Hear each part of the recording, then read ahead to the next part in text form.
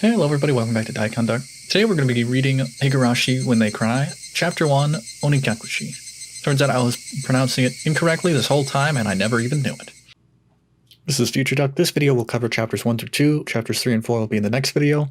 My computer didn't want to upload it for some reason. I don't know why. Anyway, both videos will be uploaded at the same time, so don't worry about it. Anyway, that's all I have to say. I'll let Past make it back to saying the wrong information. Anyway, I originally live streamed the first 7 chapters, so I'm going back, rereading them, and re-uploading them. And then this video will cover the first 4 chapters, so chapters 1 through 4, and then the next video will cover chapters 5 through 7, and then the other chapters I've already read, and they're already on my channel. But without further ado, let's go ahead and start this, shall we?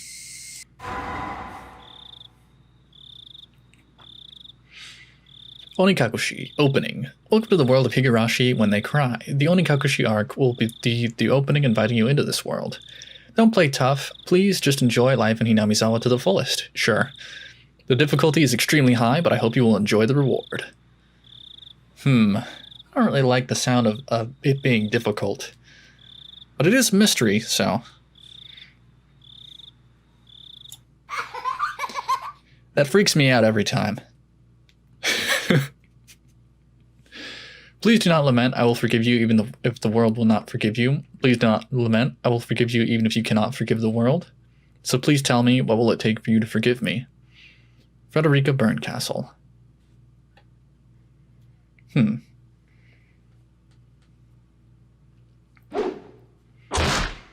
is a work of fiction? Are you sure? It could be real. It's 1983. Nice. Well, somebody's head just got smashed in. Like a rotten melon. If I was going to be ripped apart anyways, having my body ripped apart would have been far better. I trusted her. No, I still trust her. Even in this very moment, I trust her. But I'm starting to realize. I only wanted to trust her because I refused to accept the truth. It was as if I was trying to convince myself in such a silly, sobbing voice. And those tears making a mess of my face. That mechanical, repetitious sound finally stilled, and everything fell silent. Only the cry of the cicadas remained, annoyingly loud. And yet, I felt as if I could still hear her voice. But that's not possible. She's no longer speaking. The only one crying is me. She never cried. Even when she repeated those words over and over, she never expressed any emotion, because there were none to show. If she had no tears to shed for me, then I shouldn't need to shed any for her. Then why, this pain, my eyes getting moist, why was this happening? I still wanted to believe I hadn't been split apart. That's enough, right? Inside me, an inner voice whispered gently. My spirit had suffered enough. And countless times I'd wavered over whether I should just throw the battered thing away. Except I've stubbornly refused to do that, haven't I? I'd feel better if I just threw it away. Even knowing that, I chose to believe, didn't I? Only I can understand that painful struggle and appreciate it. Hey, me? I've tried more than enough. I'll acknowledge that much. So, isn't it all right to just take the easy way out? Besides, I'm not throwing it away. I'm leaving it behind, with her. Like flowers by a grave. Now then. Calm your nerves. Even though you can't feel your right arm. Just lift it up. And with every swing, forget a little more. That kindness made me happy. That adorable smile brought me joy. I liked petting your head. I loved how demure you were. Because this will be the last time. Because when I swing this down, I'll forget. This is my first and last bouquet for you.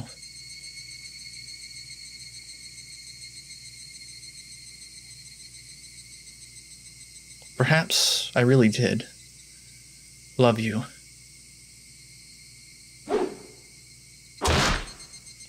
And then there's the title. What an intro. A murder in the first 5 seconds of the game. Somebody has been apologizing for a while now. I wonder what she's apologizing for.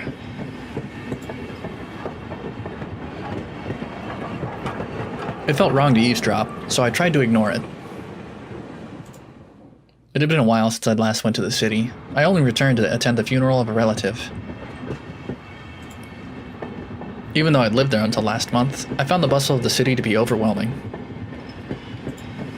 Those skyscrapers and the multi-lane roads. The melodious cacophony of the crosswalk. Even the campaign speeches blaring in front of the station felt nostalgic. The place where I live now isn't nearly as lively. There's only the chirping of locusts and the babbling of brooks. And the cry of the Higurashi, the evening cicadas. Rather than making me feel lonely, that quietness had begun to instill a sense of serenity. There is nothing where I'm living now. I don't just mean there aren't any burger joints, there aren't even vending machines.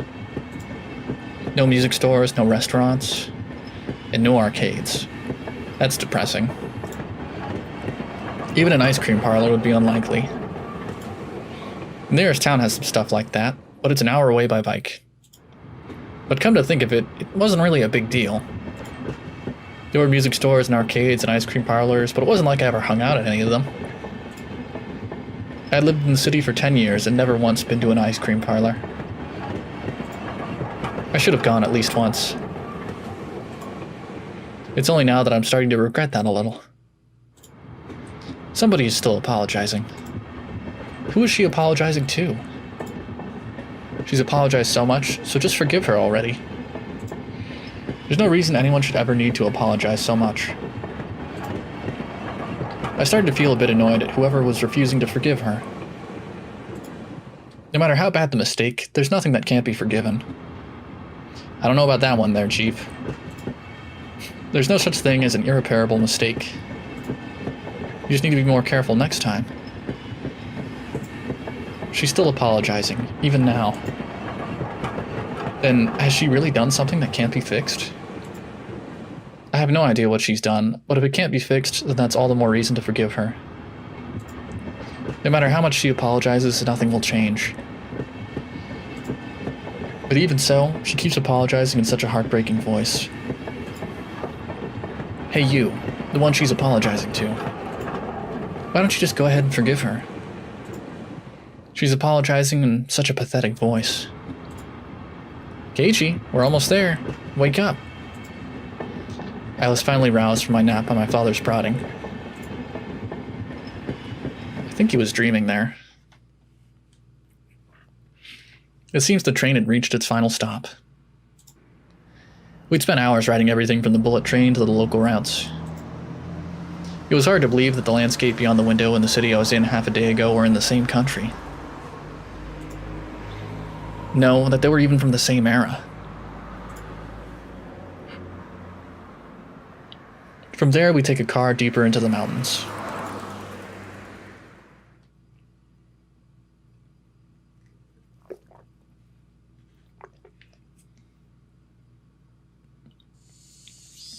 Past where the dense forest encroaching on the mountain road suddenly opened up.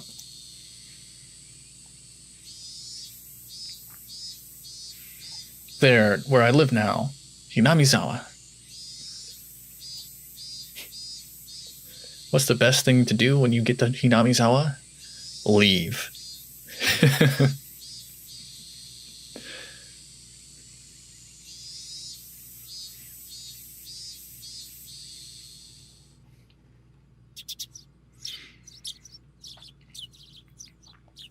Even though we were approaching summer, the morning air still had a frigid bite. Although, in exchange, you could fill your lungs up with crisp, clean air. Flipping open the window, I was greeted with a verdant expanse. Nothing but trees. The neighboring house was far away on the other side, so I was probably the only one enjoying that view and that air. I filled my lungs with another deep breath. Since I started living in Hinamizawa, I learned that even air had its own taste. That's not something you really notice unless you move around a lot. I quickly finished getting ready for school and headed downstairs for breakfast. My mother was the only one there. My father was nowhere to be seen. He was probably up working until the early morning. Dad had a rather unconventional job as a painter. It's such a laid-back profession. Get up when you want, sleep when you want, and work when you want. I was so jealous of that easygoing lifestyle. I even wrote for school that I wanted to be a painter when I grew up. Dad was ecstatic about that. I mean, I can understand why. It's just because it looked easy. I'd never tell him that, though. True. Probably make him depressed. Mom laid breakfast out on the table. Seaweed, pickled vegetables, raw egg, and grilled salmon. My mom was such a good cook, it was scary. A perfect, immaculate, ideal breakfast. Unlike my dad, who didn't even know the meaning of the word schedule, my mom never squandered any time or effort. Have an ideal breakfast, I'll just wake up and eat a bowl of dry cereal.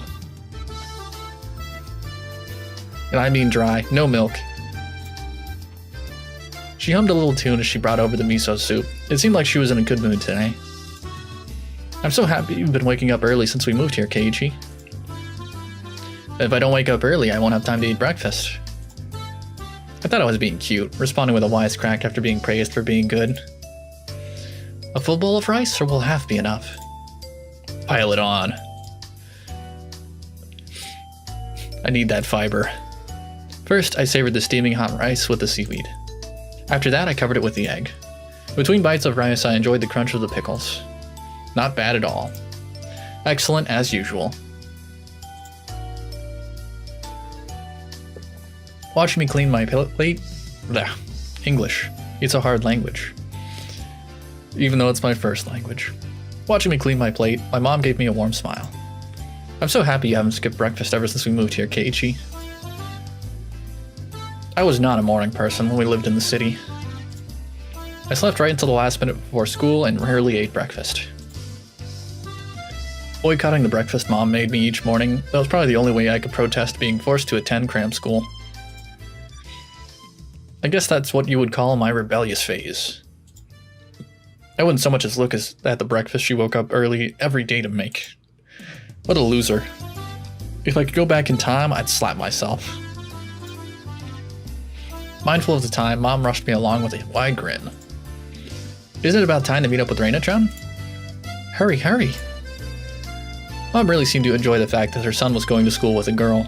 Well, yeah, she wants them grandchildren, you know? Reina is one of my classmates. She really loves looking after people, coming to meet me every day without fail. The way I looked at it, a guy my age walking to school with a girl was just lame. But, well, keeping a classmate waiting for me every day wouldn't be very considerate. Seriously though, how long does Reina wait there for me every morning? Taking one last gulp of miso soup, I raced for the door. Run, Smokey. Please thank Reina-chan for the pickles. Come to think of it, those pickles weren't store-bought, were they? I hate pickles, man. They're gross. I hate them. If I'd known that, I would have savored them a bit more. Morning. I don't really understand why Morning was there. I think he was saying goodbye. Itadakimasu, or something like that. Keiichi-kun, good morning.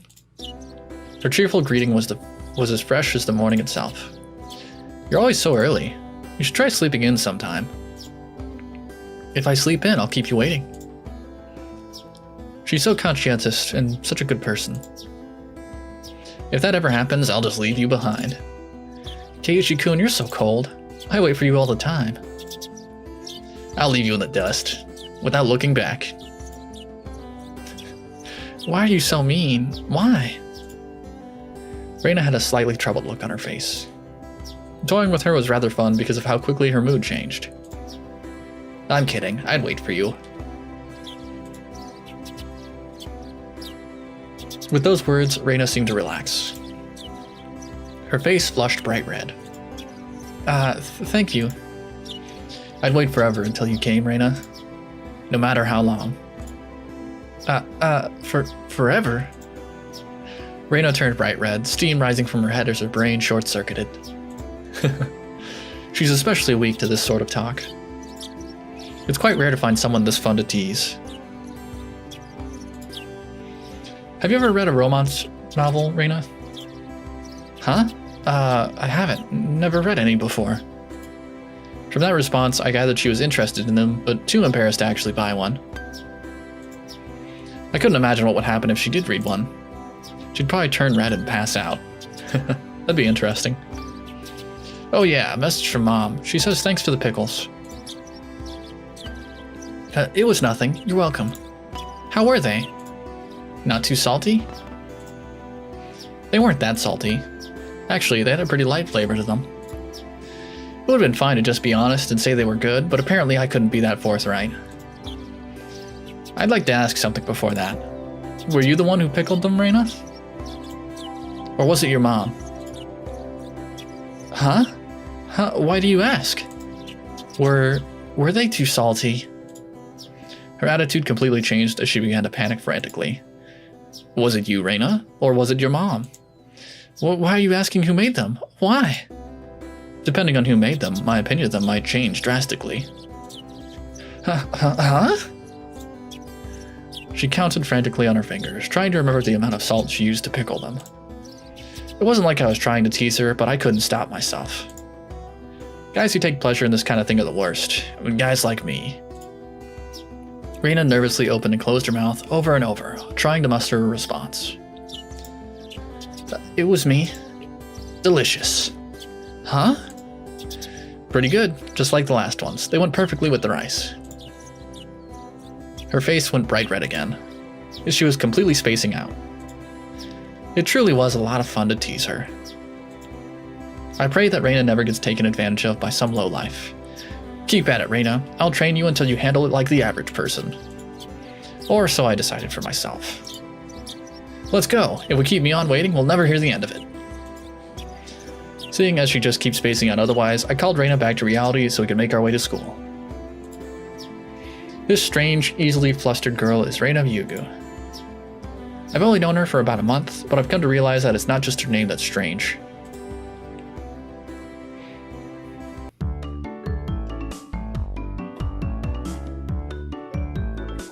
Mi-chan, good morning!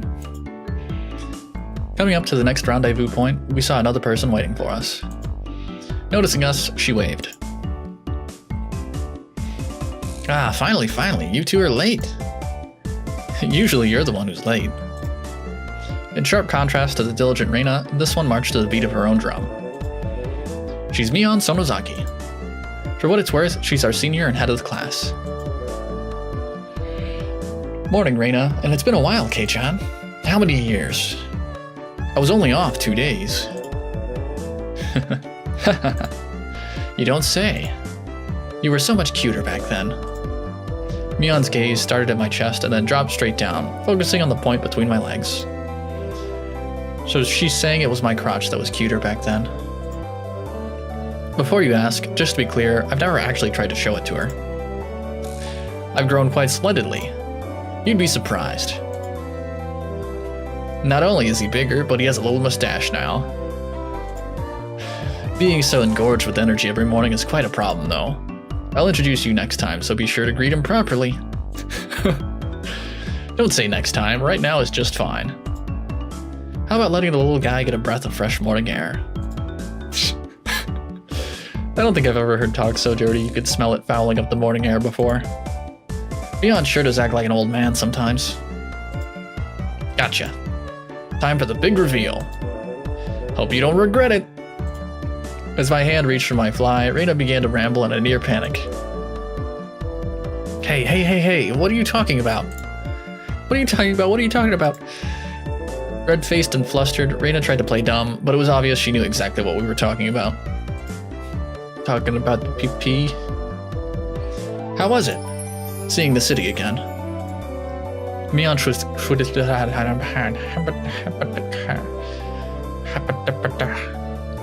switched gears, dropping the dirty talk and changing the topic to something more befitting the pleasant morning. I only went for a funeral. I didn't have much time. So yeah, did you look for it? That thing I asked for. You're not listening at all. I just came back from a funeral. I didn't have any time to look around in toy stores. Tisk. Toy stores and hobby shops are completely different, you know? It's really difficult to get Western stuff around here, after all. It's like trying to get Japanese stuff here in America. Is this about games again, Michan? Mion nodded proudly as Reina giggled. Yep, I wanted K-chan to bring me back a Westport catalog, you see? Westport was short for Western Imported Games. Using that abbreviation did make it sound pretty geeky. You can just get them to send you one in the mail, can't you? Well, guess I have to now. I'm gonna get another game full of hot action. This time I'd like a game that's easy to understand. Mion is a board and card game enthusiast, and I hear she's collected quite a lot of different ones. According to Reina, Mion's room has kind of become a museum for domestic and foreign games. That's pretty cool. Kind of like Pro ZD, I guess. If there's a game you think I'd understand, please let me play too. Heh, of course. If K-chan is up for it, I should warn you though, we're pretty tough.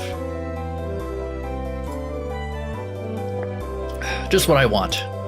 I play all sorts of games, and I don't intend to lose. Whoa. Then we'll let you in the group this time, I guess. Bristling with joy from head to toe, Reina looked back and forth between me and Mion. Mion gave her an affirmative wink, and her expression perked up even further. I thought boys preferred playing outside more, so I figured you wouldn't want to. Reina laughed happily. From such a friendly conversation, you wouldn't think that I moved here less than a month ago. I understood that they did all they could to make a transfer student like me feel at home. I'll have to try harder to fit in, so they won't feel like they have to try and make me feel welcome. I felt like if I acted a bit more open than I usually am, it should probably be about right for this place. Yeah, that's how it is in a lot of small towns. Everybody knows everybody, and everybody's all in your business.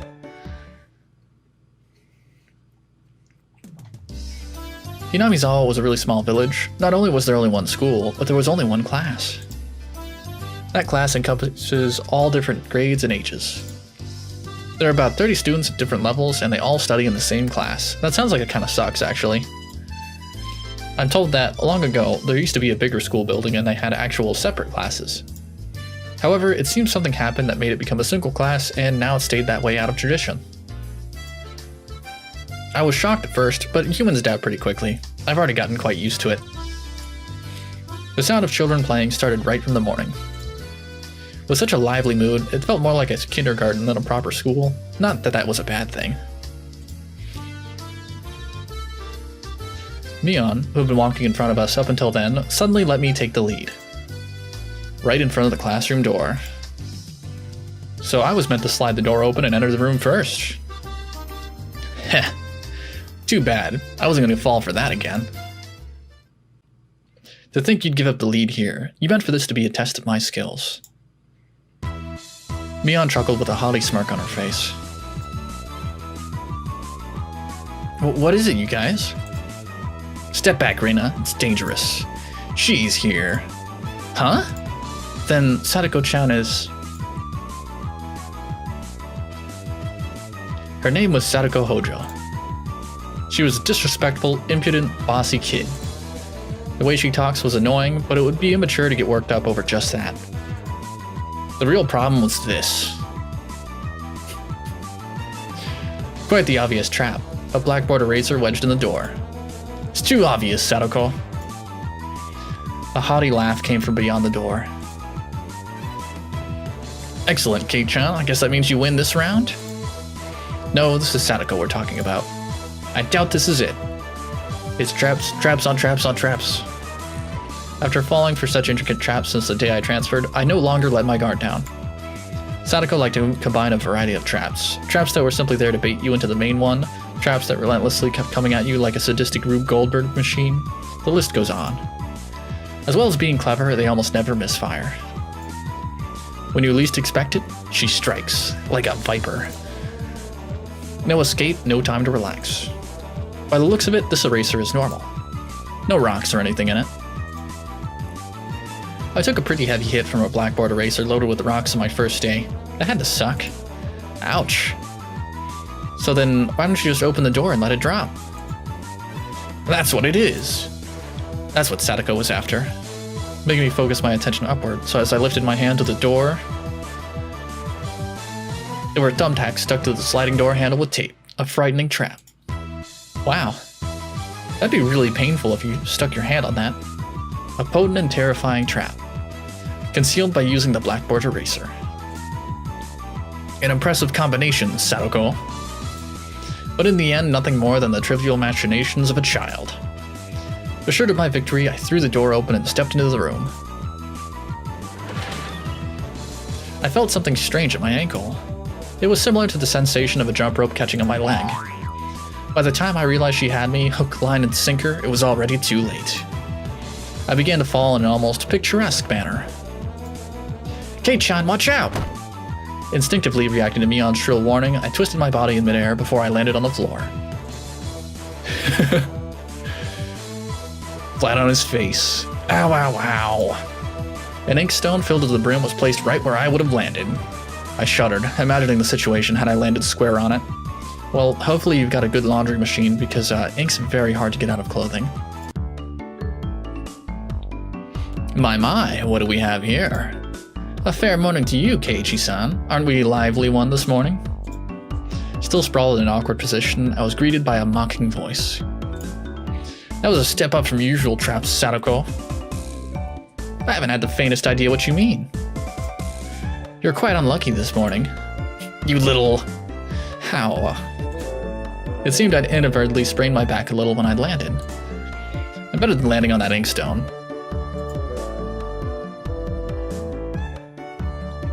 A small hand gently rubbed my head. Pain, pain, go away. The small, dainty hand continued to gently stroke my head. You didn't sprain your back or anything, did you? If you rub it like this, the pain disappears. I thought about asking how rubbing my head would help my back, but I didn't. It's not so much about what you actually do, it's the thought that counts. Yeah, thanks, Rika-chan. The pain's going away now. Yay, Rika-chan, good morning. Good morning to you, Reina. And a good morning to all. Rika-chan greeted each of us with an adorable little bow. It was infectious. Reina, Mion, and I all bowed back. You're such a good kid, Rika-chan. So much better than Sadako. I glared over in her direction. Sadako was whistling while rather deliberately trying to avoid eye contact. I am the very model of a good girl. A good girl wouldn't set those nasty traps. Nothing but lies and slander. Exactly what proof... Ugh! I picked up Sadako by the back of her collar. She looked like a misbehaved cat when I do this. But a cat wouldn't be setting traps. She's much harder to deal with. I mean, with a cat, you would just get the spray bottle. I-M-S-O-R-R-Y. Try saying that. If you won't say it... I cocked my index finger on my thumb, letting it tremble as I brought it closer to Sadako's forehead. I'm against violence. You don't even have any proof. Just so you know, my forehead flick really hurts. It could split plywood right in half. Stop. Get away from me, you beast. Don't say that in a way people will misunderstand. A small hand tugged on the back of my shirt. She's been lonely since you were gone for 2 days. Rika-chan really is just so... How could I do anything more after being told that?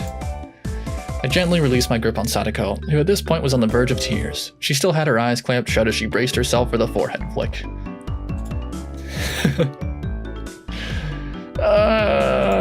It doesn't bother me.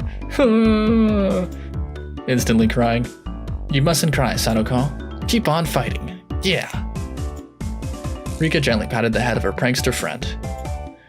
You would never guess those two are the same age. I think Sadako could learn a thing or a million from Rika-chan. Next time, set an even more amazing trap. Wait a minute. As she observed the scene, Reina's expression grew ecstatic as she began to swoon. How? Sadako-chan is crying. So cute. That's a little creepy there, Reina. You can't take them home. Huh, but they're so cute. You can't, no matter how cute they are. Kidnapping is a crime. Don't do it. But just for a bit is fine? Is fine? Reina kept a cutesy face even as outrageous ideas spewed from her mouth. According to Mion, Reina is ridiculously weak to cute things and always tries to take them home. Object or person. Stealing is bad, but abducting people is way worse. Give it up. Then I can just look. Just looking, that should be fine, right? Right? Reina swooned over Sadako's crying form. That's a little creepy, not gonna lie. If a girl ever goes missing in Hinamizawa, I'll be forced to turn Reina into the authorities. Forgive me, Reina. I'll be sure to bring you care packages when they put you away. Give her a cake with a file in it. The teacher's coming. Quickly, clean everything up. Sadako, that inkstone is yours, right? Just from Mion's single statement, the entire mood of the room shifted back to normal. The inkstone was bad, but the thumbtacks stuck to the door handle were an even bigger problem. I pulled the tape off carefully, making sure not to skewer myself. Even though Sadako was the one who set it up, everyone had to pick up after her. By the time the teacher had entered the room, the bedlam from before had been neatly tidied up. We made it in time. Rise! Attention! Mion gave out the morning commands, and then they have class like normal.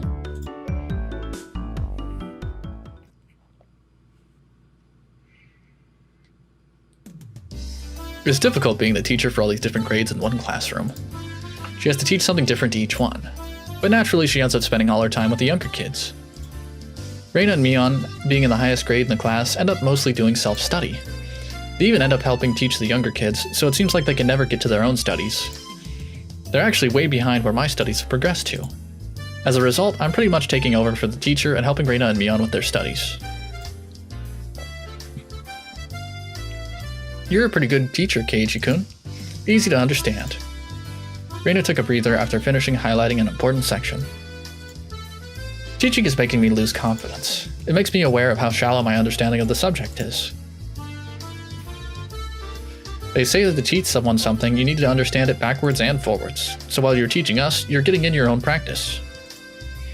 In contrast, this person over here is quite laissez-faire about things. For one, isn't she supposed to be in a higher grade than me? Look, Mion, this is for your own good. If you don't take this seriously, there'll be trouble later on. With these marks... It's not like I'm aiming to go on to a prestigious school. I'll be fine as long as I pick up what I need to know for the entrance exams a little at a time. Her staunch defiance was really something else. This was a different type of relaxed than somebody who already knew what was going to be on the entrance exams. Somebody who's just chill and doesn't care. Mi-chan, Keiichi-kun is doing his best to teach us. We need to try hard too. You're such a good and honest kid, Reina. I'll make sure you guys get accepted into a good school. Well, what? Thanks so much. Especially you, Reina. Private lessons, just the two of us. Private lessons? A puff of smoke shaped like a halo popped out of Reina's head. Exactly what kind of private lesson is she fantasizing about that's making her turn so red? I think you know, Keiichi. I think you know. I'd like to hear the play-by-play about that next time. While Mion was flipping through her vocabulary flashcards, she threw out a casual question. So, in the city, do you have to study this much? If you don't know at least this much, you can't get into university. So you study just to get into a university? Well, yeah, basically. While knowing that this stuff won't ever come in handy in the future. Or you could just go to a community college, but I think that's more of an American thing. Out here, you can get into university as long as your attendance is good enough. Really? Study equals entrance exams. Having that basic law of the universe so easily overturned sent me into a state of shock. That's right. There aren't really enough people around here to warrant weeding them out with an exam. If anyone can get into university, then there's no need to be all uptight about this stuff, right? Well, that's true, but you should at least know that stuff that's common knowledge. Yes, I can read, I swear. Not well, but I can read. This old geezer thinks that, instead of wasting time studying pointlessly, you should be spending your precious teen years doing more meaningful things. It was too profound of a statement to simply laugh off. But since it was Mion, it probably didn't actually have that deep of a meaning.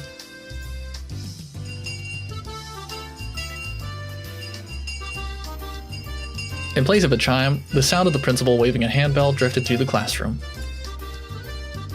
Kei-chan, we're done, we're done! It's our wonderful lunchtime. Oh boy, food time. In a complete 180 from her unmotivated state, Mion gave the commands that signaled the end of the morning period. Keiichi-kun, let's have lunch, star. I might have been making a very troubled face. Reina smiled brightly at me. Alright, let's eat. Let's do this. There seemed to be different cliques, even within the class.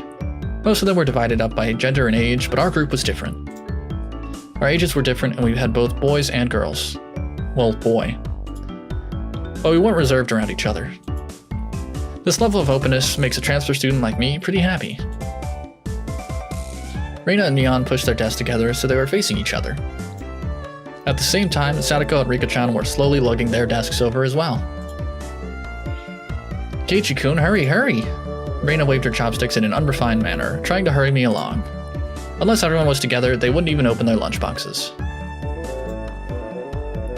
Keiichi-san's lunchbox is most assuredly filled with nothing but bread crusts, like some sort of destitute plebeian. That's really mean to say, Sadako. Why don't you just show it to us? Hold on. Why don't you just show it to us? Come now. Even though Sadako was hurling insults at me, she still wouldn't open the lid to her lunchbox till I was there. I pulled out my lunchbox swiftly and dragged my chair over to join the circle. Hey, sorry to keep you waiting. Well then, Representative Me, please give the signal to start. At first, this was kinda embarrassing, but I got used to it pretty fast. At this point, I probably wouldn't even open my own lunchbox if someone else was too slow. Our ages and genders might all have been different, but we were all friends. Let's eat! The sound of our little 5-part chorus echoed beautifully throughout the classroom.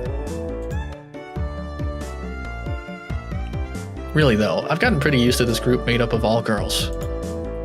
Of course, there are other boys in the class, but they were a lot younger, so they were scared to approach me.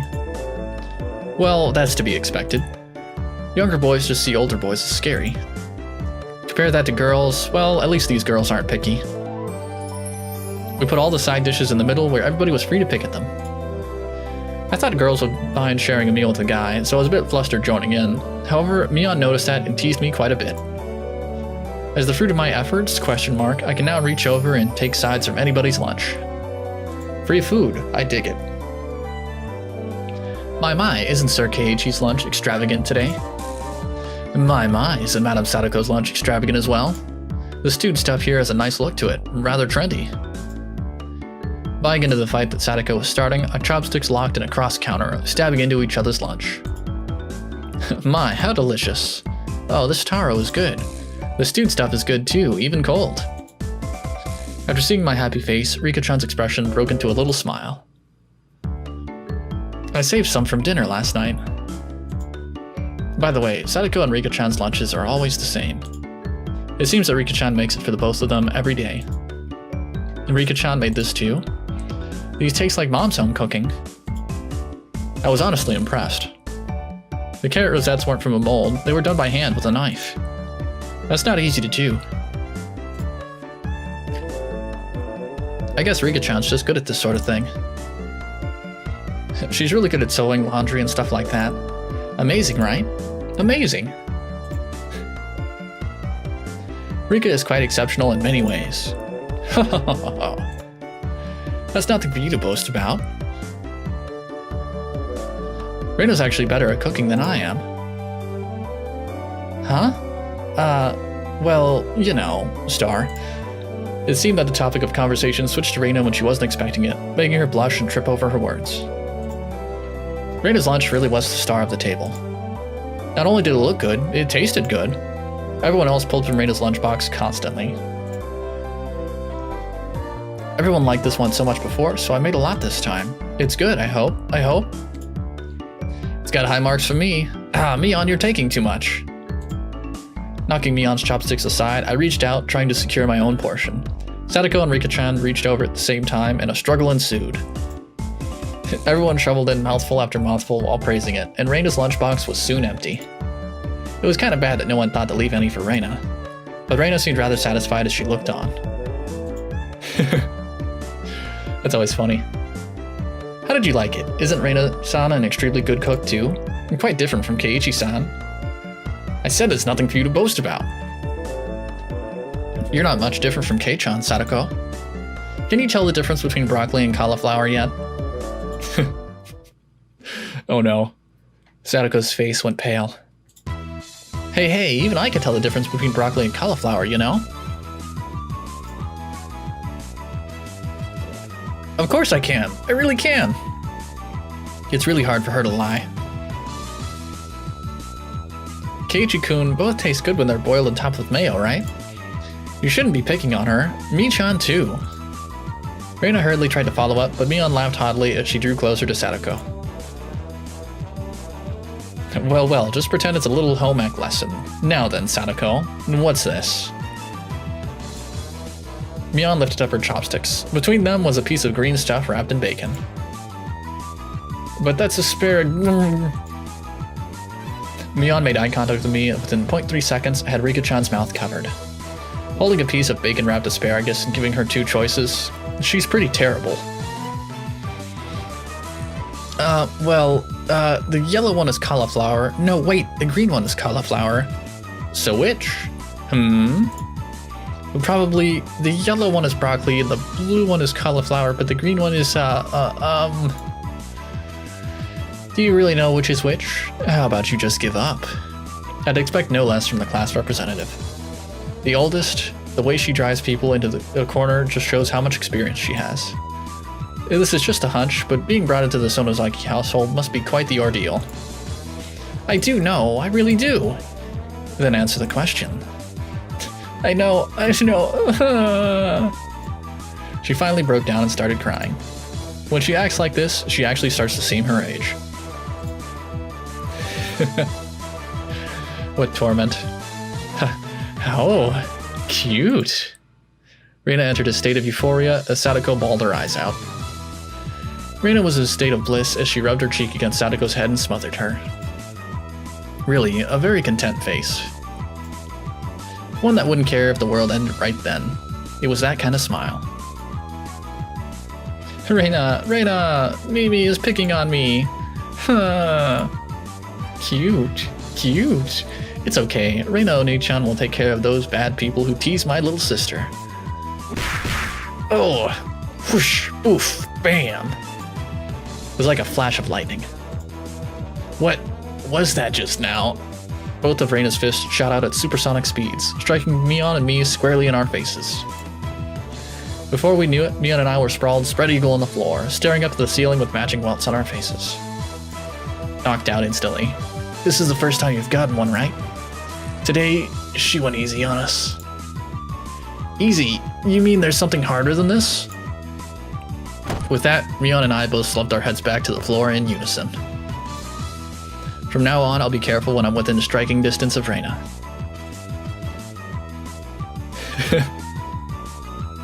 A punch to rival Mike Tyson. See, Sadako-chan, I took care of them. Cute. I want to take you home. Making sure Reina couldn't see it, Sadako stuck her tongue out at us. Damn it all, using Reina like a puppet. Rika-chan massaged our bruises without saying a word.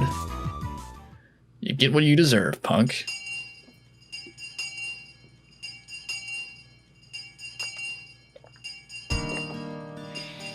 No matter what the day it held, the last school bell always came too soon. Our shadows stretched off into the distance. Hey, Keiichi-kun, tomorrow, do you have plans or anything? Huh? It was such a direct question from Reina that I inadvertently blushed. If it was for a date, then wouldn't you do it more subtly? Reina saw me lost for words and then realized I'd misunderstood and turned red as well. No, I didn't mean it like that, you see. So apparently that wasn't what she meant. But since it's always fun when Reina's in a panic, I went along with it a little. Oh, really? So it wasn't meant that way? Huh? Playing it up, I slumped my shoulders, feigning dejection. Keiichi-kun, why are you so disappointed? Why? Why? Me-chan?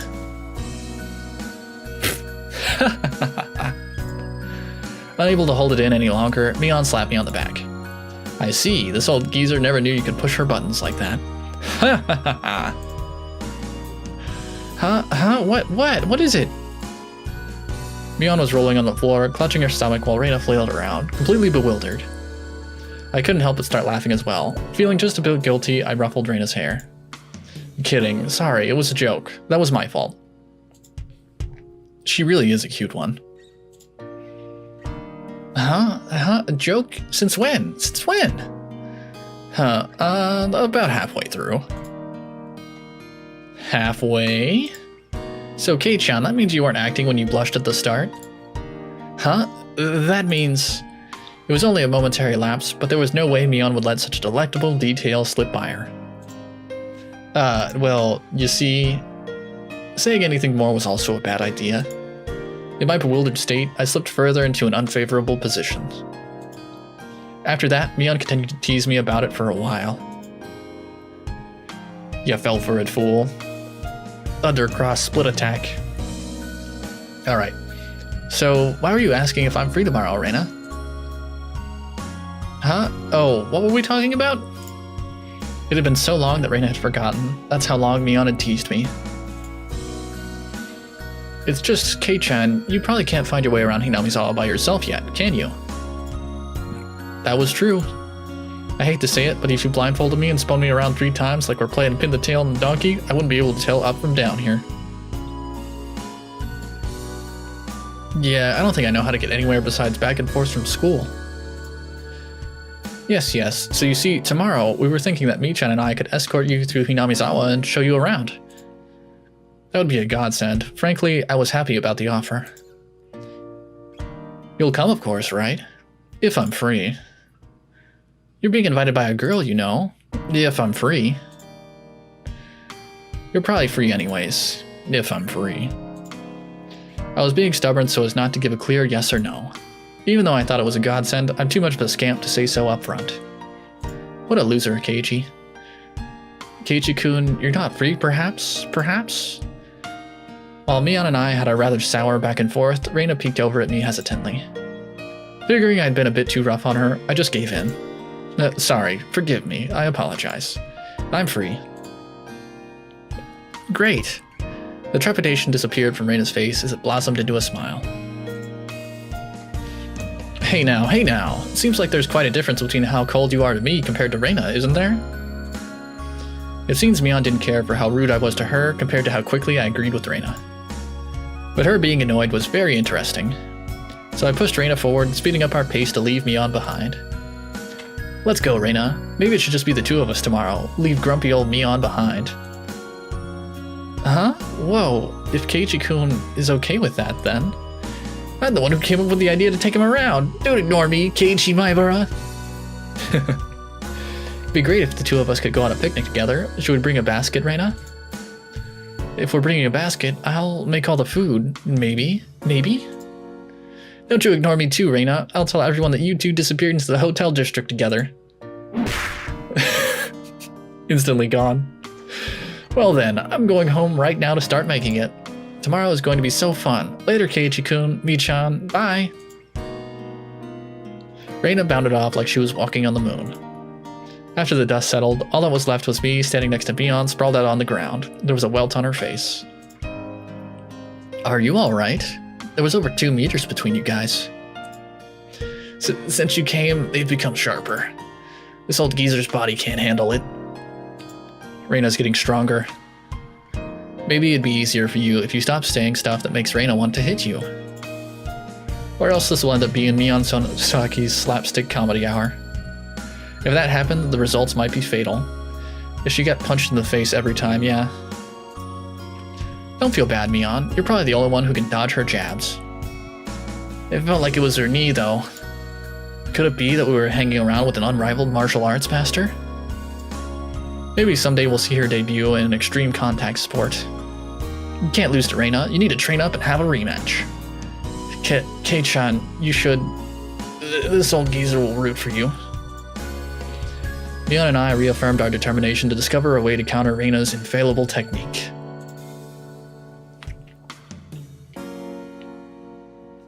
And I think that's the end of chapter 1. Pretty sure. But yeah, Reina is scary. She's got fists of steel. Alright, we'll go ahead and read the tips, and then we will get into the next chapter. We're a mixed grade?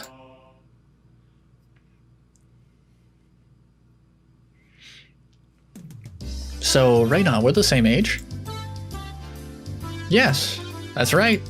We're the same zodiac animal, too. Hey now, it'd be weird if we were the same age, but not the same zodiac animal. Aminals? What animal? No, that's not true. If your birthday isn't the same, then you can have different animals, even if you're the same age. Huh?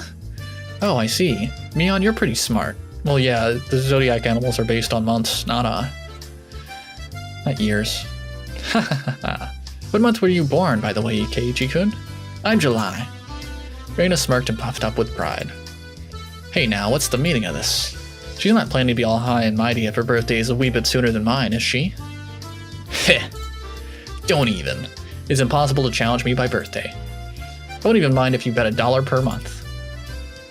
Huh? Huh? Why? Why? Reina panicked at suddenly being challenged to a wager.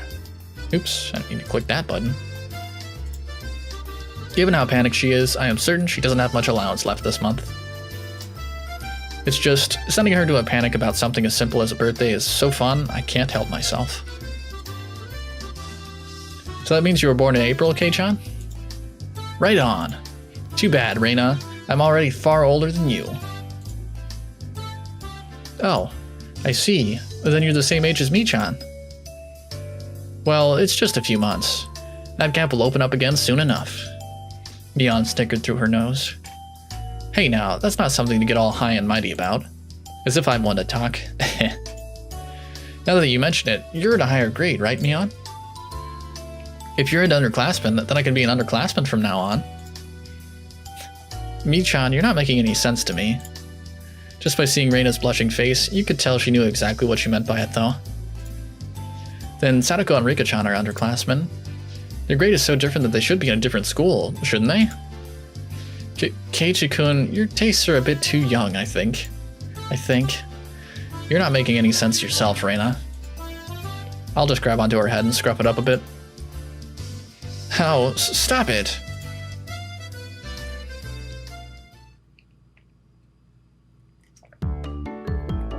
I wondered about it before, yeah? I was wondering why the school is different school years all mixed up. There aren't enough classrooms. Can't help it. This building is being rented from the forestry services after all. When she says it like that, it makes sense. I've thought our school was strange for a while now. The schoolyard is gravel, and there are rooms that aren't for classes, and there's some strange sort of construction machinery parked here. Why is it being borrowed? What happened to the real school? There was one here forever from before the war. It got dilapidated. They closed it down. It was probably a grand old schoolhouse that slowly rotted over the years. Well, because of that, the students would have to attend the school in the city. That's pretty far, though, you know? Which school would that be? Did you know there's a school if you pass by the Okinomiya train station, turn at the hospital, and then head towards the pediatrics department? What? So far?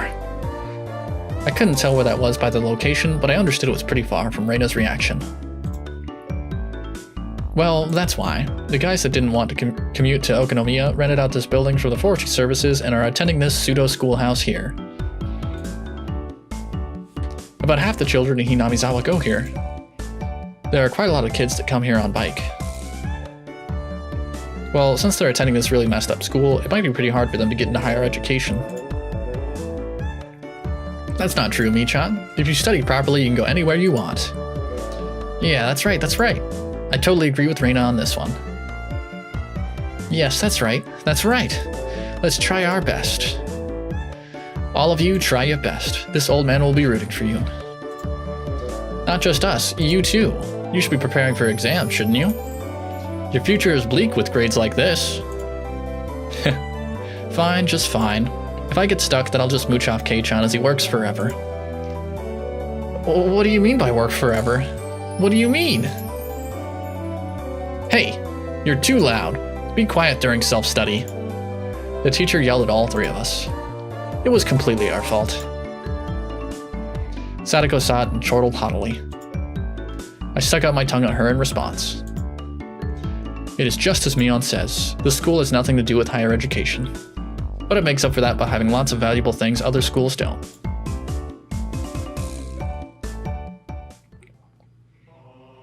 We don't have a uniform?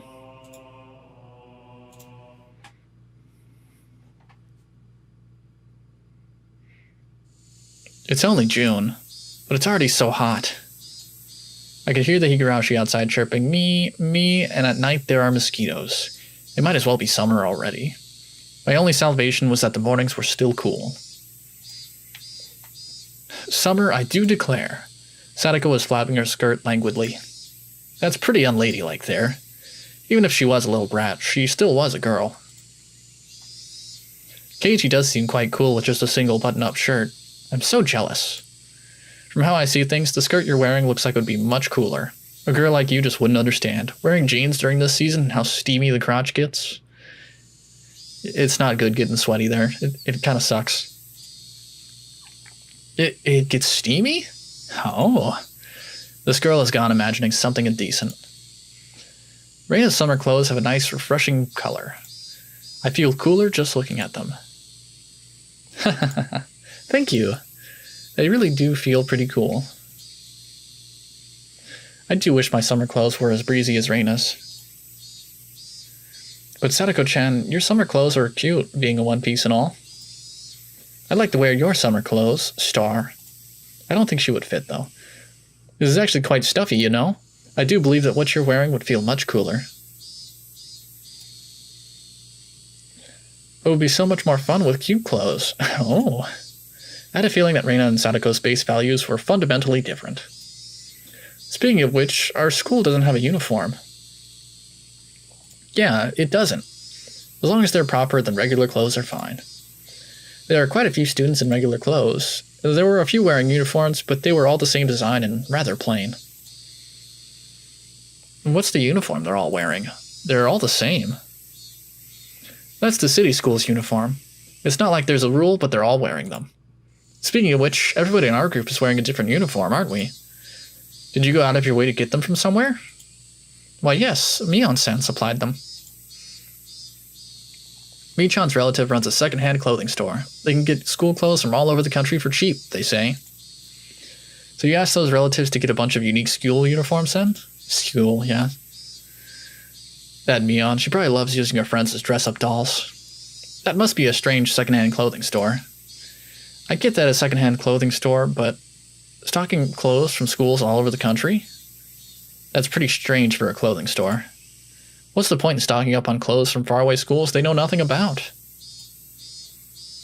Yeah, I think so too. They also have used school swimsuits and PE uniforms. I don't like the idea of having used ones. Doesn't sound like that shop makes much money. I feel like they do make a lot of money, but by selling the wrong things. They probably have Mion pitch in and help so they can make a bit more. But Mion-san says it'll be a big hit and become a great store. With such conviction. A secondhand clothing store that stocks school uniforms will be a big hit? I don't get it. Yeah, that's a pretty strange store if you ask me. Let's go ahead and drop a save here. Alright, let's go ahead and get into Chapter 2.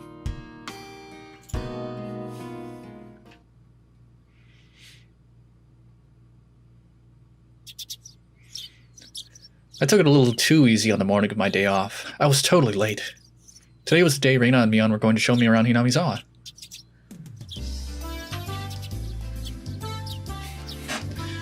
Reina and Mion were already waiting at the meeting place.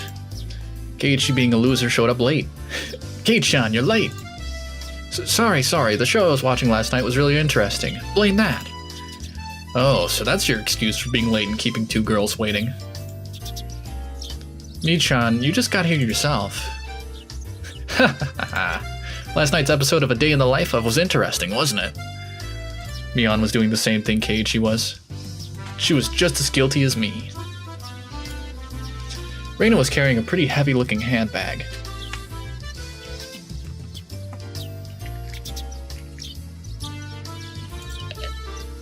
What is that? Mion answered my unspoken question with a wink. That's right, Reina really did make a picnic. A giant picnic, enough food to feed like at least 20 people.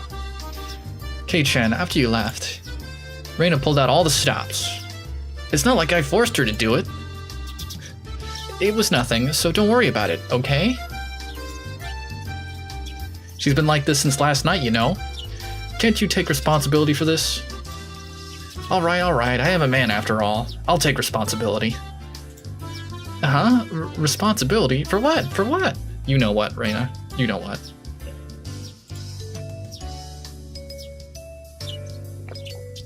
As we both turned around to slowly look at Reina, our gazes drifted downwards to the massive handbag she was carrying. It didn't seem logically feasible that it could be entirely filled with lunchboxes. Except this was Reina we were talking about here. About 2 kilos, I guess? When Reina was picking it up, I could see she was struggling a bit. I say 5. 5 kilos of food? That's a lot of food, man. You're exaggerating. Keiichi-kun is a boy, after all. I thought he could probably eat a lot, so I made a lot, okay? There's 10 kilos here, actually.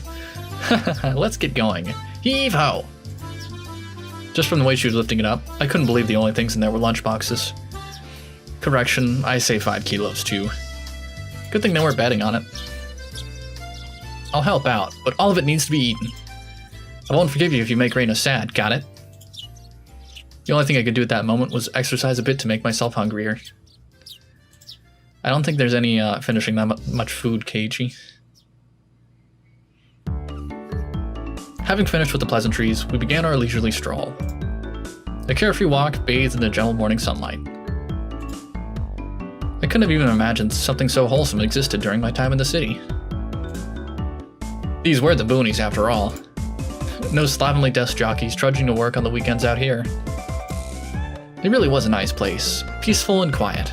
That really is how the countryside is, it's nice.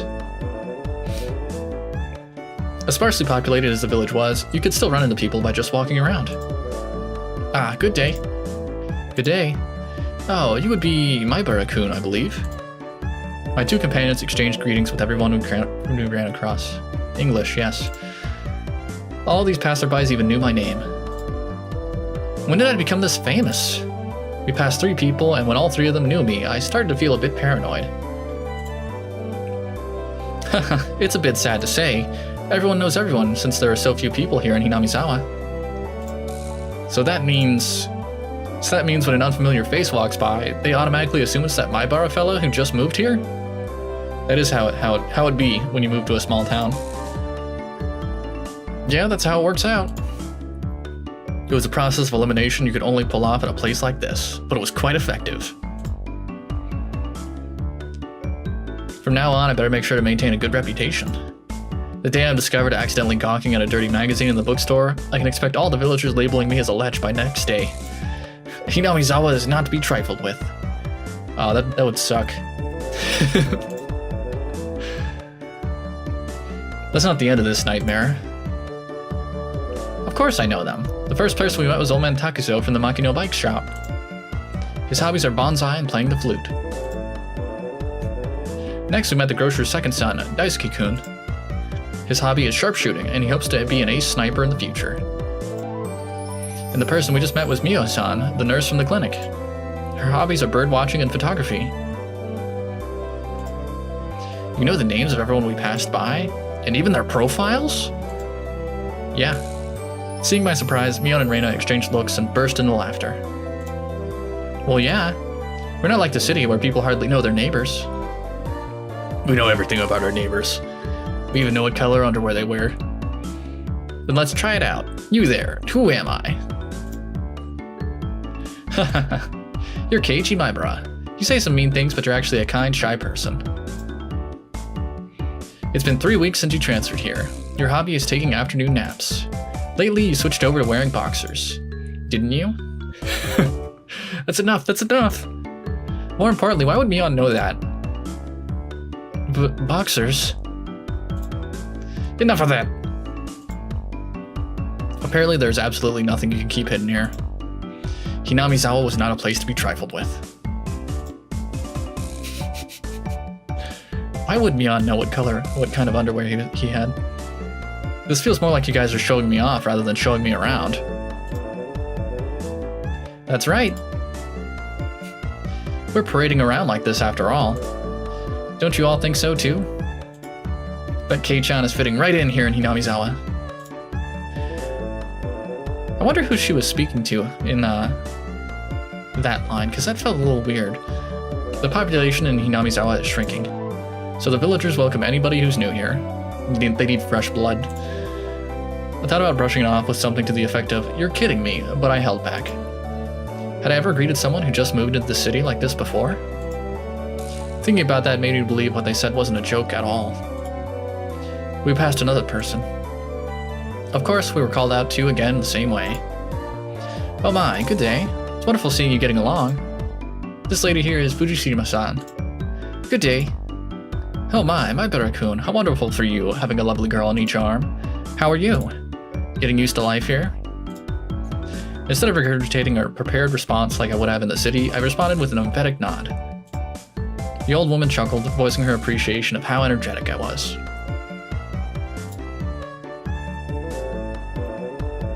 Good. As I looked back over to Reina and Mion, they gave me a wink. So now then, about time to have lunch, maybe? Reina's brilliant smile signaled the approach of an event that both Mion and I were trying to forget. We both looked at each other. I'm a man, I'll do what I can, but it's just too much. It's fine, Kei-chan, leave it to this old man. Mion has never seemed as reliable as she does right now. I'd expect no less from the class representative. Reina, if we're going to eat, we might as well go somewhere with a good view. Ah, yes! Good idea, I agree. Reina nodded her head happily in response to Mion's proposal.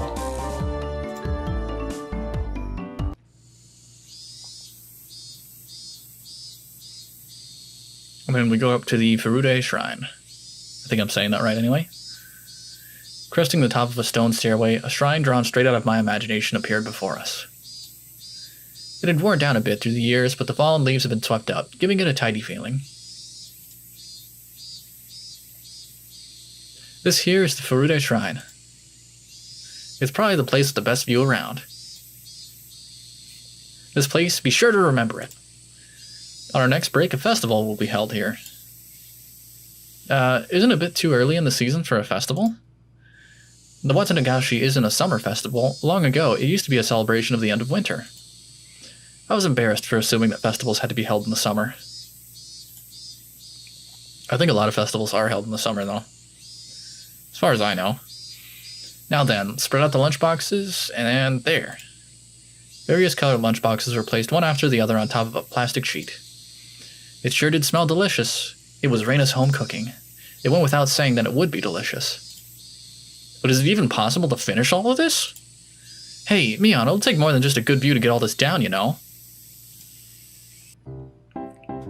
Oh, and Rika and Sadako show up. Good afternoon. It was Rika-chan and Sadako. Why are they here? Mion grinned over at me. I see. This was her secret plan, to power in numbers. Well, when you got enough food to feed an army, you need an army to eat it. You have my thanks, Mion. Following up when all the pieces are in place is my specialty.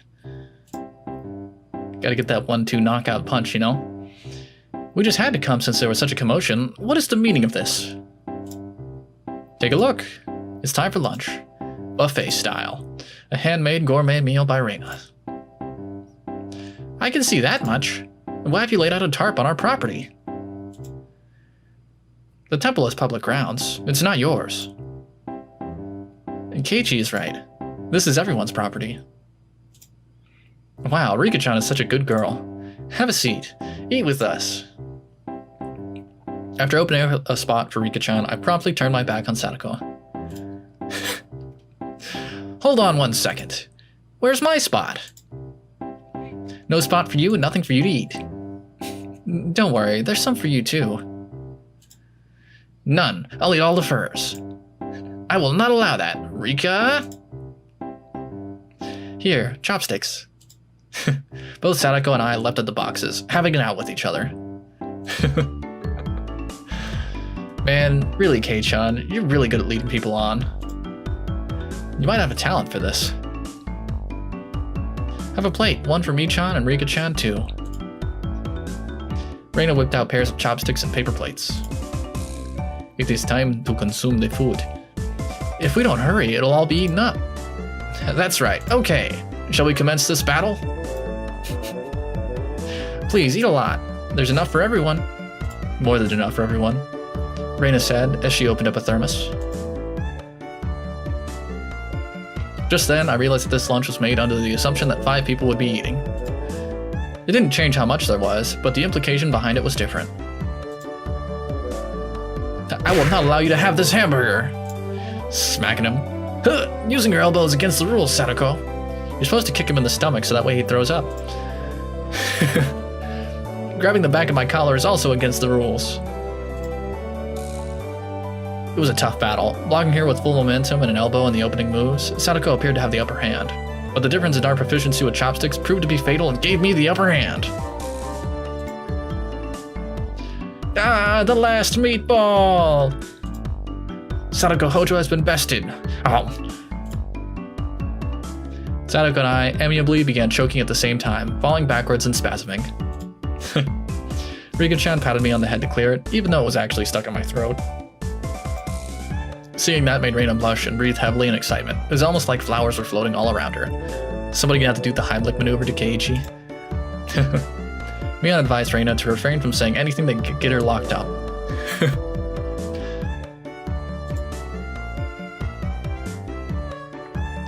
This is how our meals usually go. I'd do anything in my power just so things could stay like this. The intense battle calmed, and finally everyone reached a point where they could begin talking. Receiving tea from the thermos, I let out a small sigh. I do wonder why there are so few words in Japanese to praise how something tastes. Isn't it because the idea of togetherness during a meal didn't begin until the modern era? I see. It seems that long ago, people ate in silence. It must have made the people preparing the food a bit sad, don't you think? That would be sad. It was probably because back then the people were too busy even while eating and didn't have the time to compliment the flavor. Are you sure about that, Sadako? That's just you. But you know, just hearing that it's good makes me happy. That my effort was worth it, I mean. She blushed a little as she said that. It was delicious. With absolute perfect timing, Rika-chan struck Reina directly with praise. She looked straight at her with an expression of bewitching innocence. After Reina uttered an unintelligible noise, a ring of smoke rose from her head with an audible poof. Oh, Rika-chan, I'm gonna take you home. No, I mean, thank you. It was really delicious. Reina flushed red with excitement, embracing Rika-chan and rubbing her cheek against her so hard you could almost hear it. She better not do that too hard, otherwise she'll start a fire. To reward Rika-chan for her praise, ta-da! These are special. 2 apple rabbits. After sticking toothpicks into them, she thrust them towards Rika-chan. After Rika-chan accepted them, the mood suddenly shifted in a bizarre way. What is it, Sadako? What's with that defiant look? Has everyone prepared proper praise to receive apples from Reina-san? Don't push yourself. What kind of praise can you think of with your weak vocab? Oh, well then. Allow me to show you. After Sadako flashed me on me a defiant look, she changed the tone of her voice suddenly. Hey. So, Reina One-chan's lunch? Sadako thought it was yummy, too. Sadako looked up at her proudly while talking cutesy. What? How is that praise? That's not even persuasion by tears, that's persuasion by cuteness, isn't it? This is a Reina Limited special skill. She blushed and her head spun, waving around in circles. Don't fall for it, Reina! She fell for it. Oh. Of course, that was asking for the impossible. Reina glomped Sadako and began rubbing her cheek against her. Cute! Sadako is just so cute. Take you home, oh. Reina, that's illegal. Swish, stab, push. Sadako was also presented with apple rabbits. After stuffing them into her mouth, she looked over at Mion and me again with that defiant gaze. It took only 5 seconds to take down Reina. That's unfair, to think she had such a trick. It's Sadako we're talking about here. If it upsets you so much, why not reward Reina-san with some praise? Damn it! That was a dirty trick. First of all, that wasn't even praise. Sadako, you think you won with that, don't you? How about I show you guys something much better than your superficial gimmicks? That sounds great, Mion. What kind of trick is it? Let's do this. Kei-chan is going to be the one who does it. What? No. Why don't I have you show me then? The writhing of an old maid.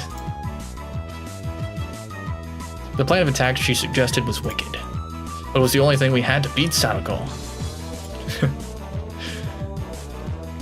After sipping my tea, I started talking, very naturally and calmly. Perfectly. It really is good, isn't it? This is all freshly made, right?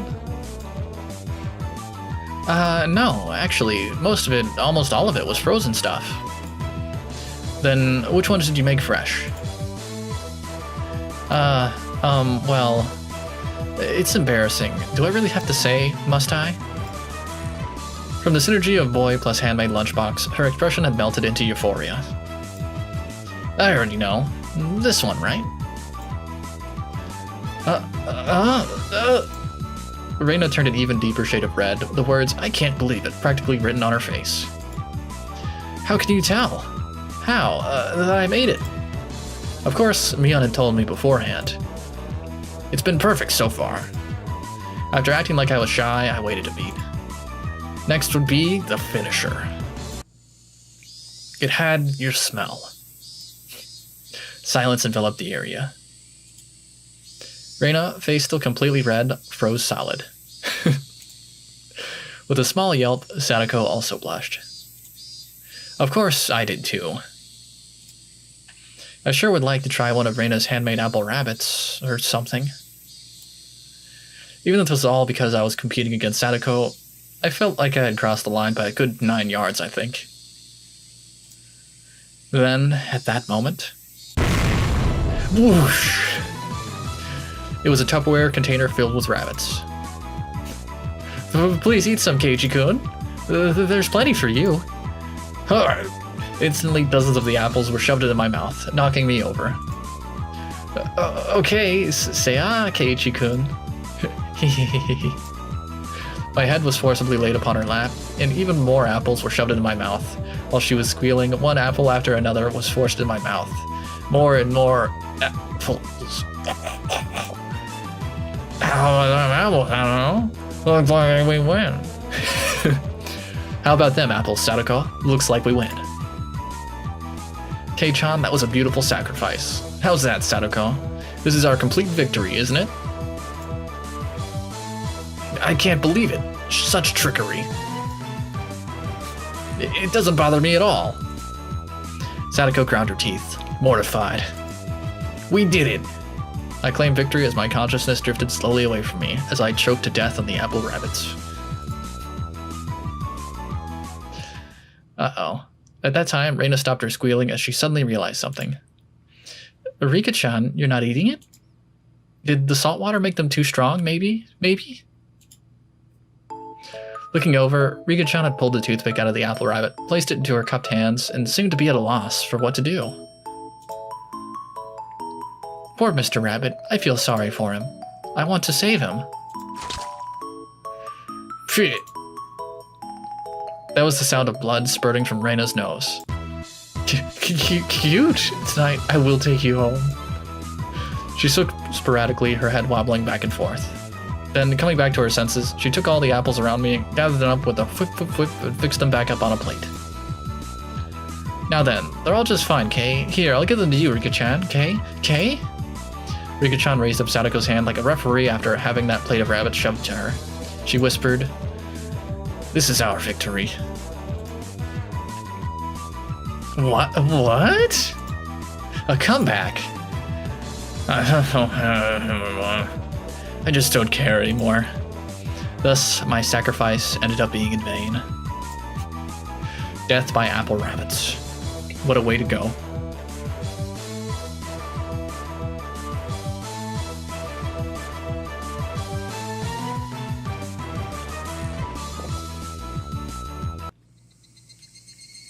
It was a fun-filled, crazy day.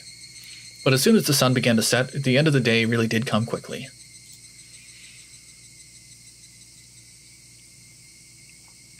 Later, Reina and Kei-chan. See you tomorrow.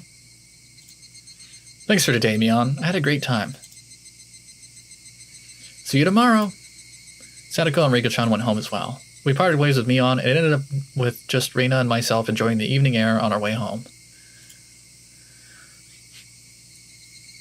Thanks for coming today, Keiichi-kun. Was it fun? Yeah, lots of fun. Almost feels like a waste to go home now. Then, well, would you mind taking a little detour, maybe? Maybe? A detour? Is it far? It's a bit of a walk, but it won't take long.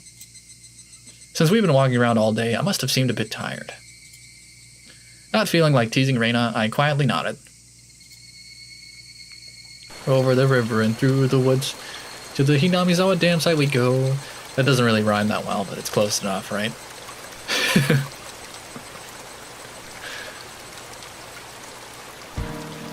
Traversing a small path and up a small hill, the land suddenly stretched out before us. There, what looked like the remains of a dilapidated construction site came into view.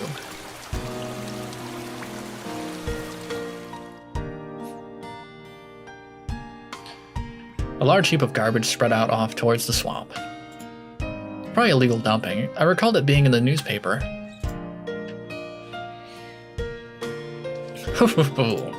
It's been quite a while. I wonder what's here. When you say it's been a while, you mean the business you had here was with this garbage pile? It's not garbage. To me, it's a pile of treasure. Well, one man's trash is another man's treasure. It's free for the taking. Reina had already entered that well-known cute mode of hers.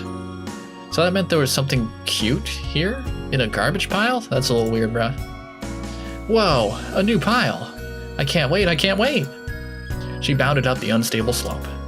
I'd expect no less from a born and bred country girl. Hey, wait, I'm coming. Whoa. Wah. My city-raised self was completely pitiful. It's alright, just stay right there, Keiichi-kun. It won't take long. Reina kindly declined my accompaniment. Don't fall, watch your step. I'm fine. This is nothing at all. Literally bounding up the heap of trash, Reina disappeared over the other side. I didn't like being left behind, but I was still pretty tired from the whole day, so I just ended up waiting. Without the lively Reina around, the surrounding area quickly fell into silence. The cry of the Higurashi gently cooled the air. Fairly exhausted, I began to feel a little sleepy. Just then, the sudden noise of scattering pebbles alerted me to somebody's presence. Startled, I turned around. Turn around, every now and then I get a little bit lonely. Sorry. Standing there was a typical-looking photographer. He spied over at me through his camera. What the hell is typical about this guy? He's wearing army fatigues. He's got like the bags and everything. He's got dog tags on. That's not your typical photographer, I'd say. His body was tanned and fit. but something about him seemed unreliable, and he had a bit of an aloof air about him. Well, it didn't seem like he was a bad guy in any case. Whoa! You surprised me! Although startled when I turned around, he overplayed his reaction. That was my line. I'm the one who's surprised here. My bad, my bad. I didn't mean to startle you. Are you from Hinamizawa? I gathered that he wasn't, from that question. Unfazed by my suspicious outlook, he introduced himself without my prompting. I'm Tomitake, freelance photographer. I come to Hinamizawa from time to time. I didn't ask you who you were. Quite rude to photograph someone without consent, one would think. My bad, my bad. I mainly photograph wild birds. They can't refuse, you see. So what, you're saying I'm the same as the birds? No, well, you see, the image of a young man in the twilight was just picturesque. I apologize for trying to take your picture without asking. Adults are pretty slick. All that annoyance I felt for being startled just flew away as he buttered me up. I had no intention of hanging around with this guy trying to get cozy with me, except it didn't seem like Reina would be back soon. But this older guy, Tomitake-san, he didn't mind my cautious responses and continued rambling on by himself. Keiichi-kun, sorry to keep you waiting. I'm finished now. That's Reina. Reina popped her head up from one of the lower piles of garbage and waved her hand. You have someone with you? What would she be doing over there? That's what I wanted to know. Dunno.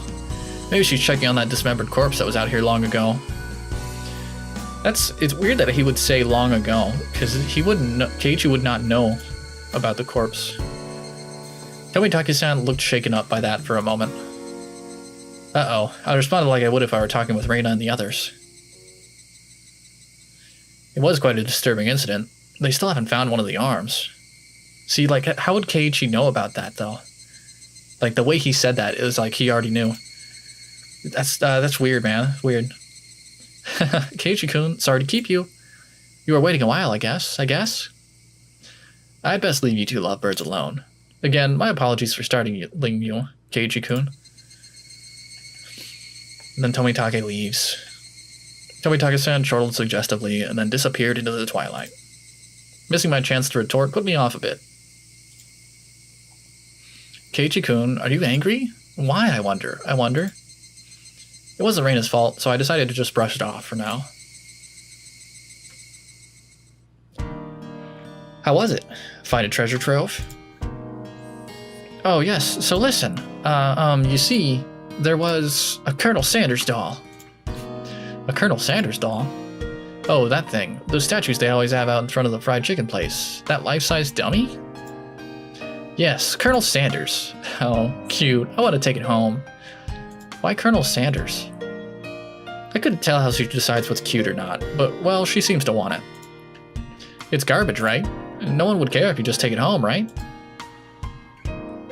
It's become the base of another pile. I can't dig it out easily. There's no lamppost over there, so it'll get dark pretty soon. Reina seemed quite down about finding a treasure and not being able to bring it back. I'll help you out. I'll help you out. To repay you for that delicious picnic you prepared today.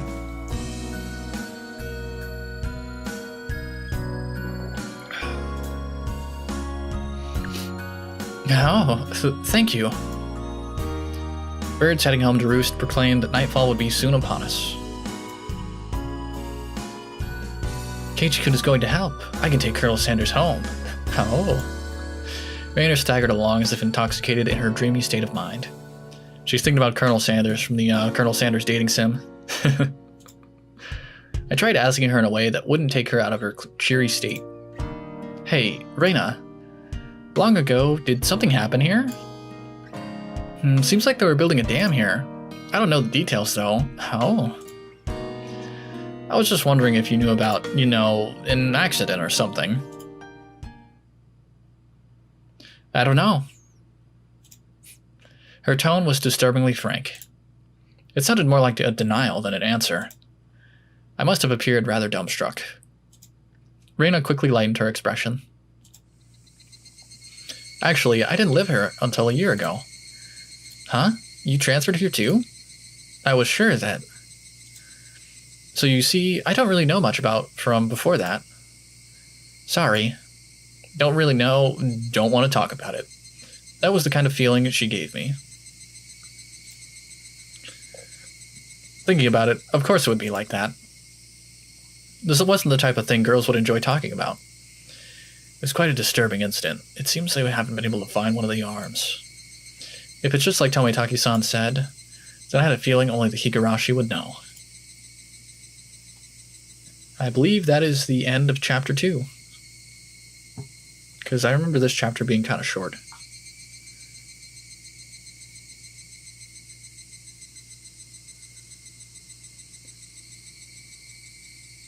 New tips. Maibara Mansion, Dam Site Murder and Dismemberment, Newspaper Edition. Let's view the tips, and then we will go ahead and get into chapter 3. So, the Maibara Manor.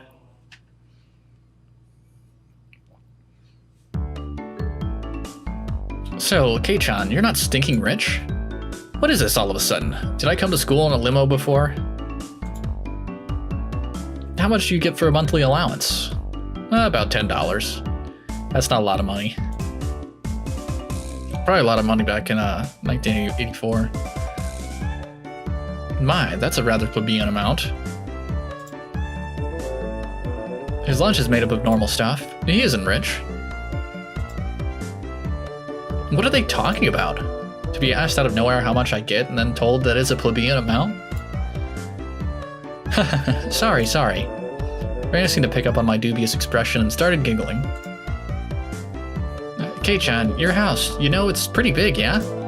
So the architecture is people all around Hinamizawa calling it the Maibara Manor, and it sort of stands out.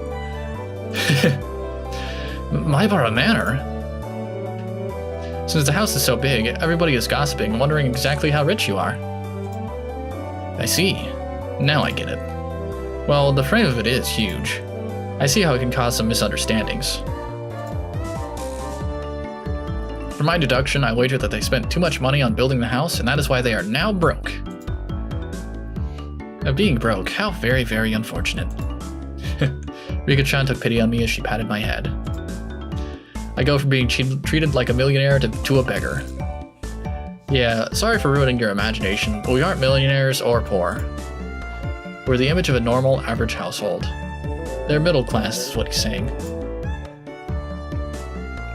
You can't call it normal with that huge house. The entranceway is all grand and the gate is large enough for a truck to get through. That's not normal at all. They do say the bigger your house, the more prosperous you are. The reason the house is so big is because Dad's studio is in it too. There are a bunch of different workshops and lots of his works are hung up in different places. All of them are huge too. For those reasons, the family actually uses only a third of the house for day-to-day living. He planned it out so people and cars could come in to see the gallery he opens up in the house someday. By the way, the entranceway Mion is talking about is the one for the studio, and is normally sealed off. The entranceway the Maibara family actually uses is a very plain and simple one. That is a pretty big house though, you can see it in the background there. The interior is much different from how it looks on the outside. I'd really like a chance to explore Kei-chan's house. Claiming not to be rich, but having a home like that? What could be hidden there? Maybe there's something cute hidden. Oh. They probably had no money to purchase furniture, so it's filled with Spartan rooms. I think that's just empty rooms. If there are carpeted rooms, I would love to try rolling around on the floor. That's actually a lot of fun to do, to roll around on an empty room floor. Wow, that'd be great. So great. I want to roll around too. It seems like their imaginations were just piling on. Well, sometimes in the near future, it wouldn't be too bad to invite them all to my house. Dad is a sucker for the ladies, so he might even let them look around his studio. The cry of the Higurashi crescendoed as the sky towered over everything. It was hot, but the air was clear. It smelled like the beginning of summer.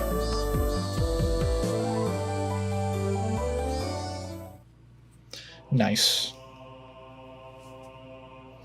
Alright, damn site murder / dismemberment newspaper edition.